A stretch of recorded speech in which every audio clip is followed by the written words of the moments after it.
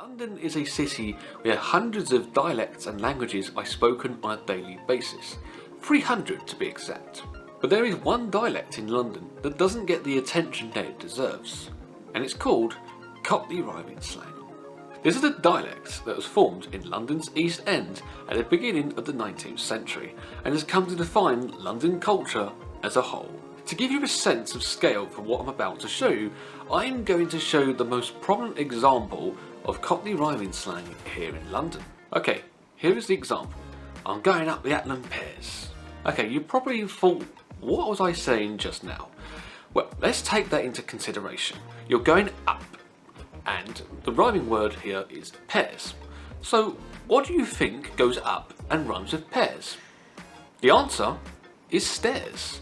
You're going up the stairs. Now, it is technically correct, you can say the word, I'm going up the apples, but most people here don't do that. They just say, I'm going up the Acklam Pears. In case you haven't guessed it yet, Cockney Rhyming Slang is sort of like a code where you replace one word with another word that rhymes with it.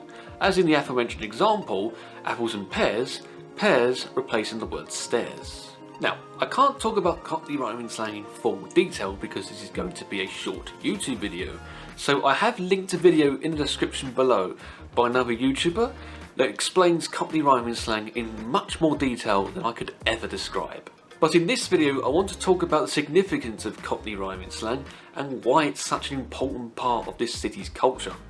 Because in the future, Cockney as we know it could just disappear entirely.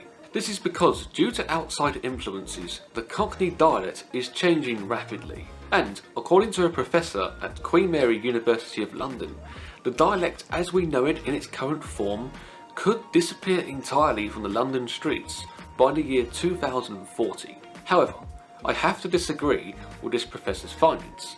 There is a dialect in London called Multicultural London English that has rapidly taken off over the last 20 or 30 years or so.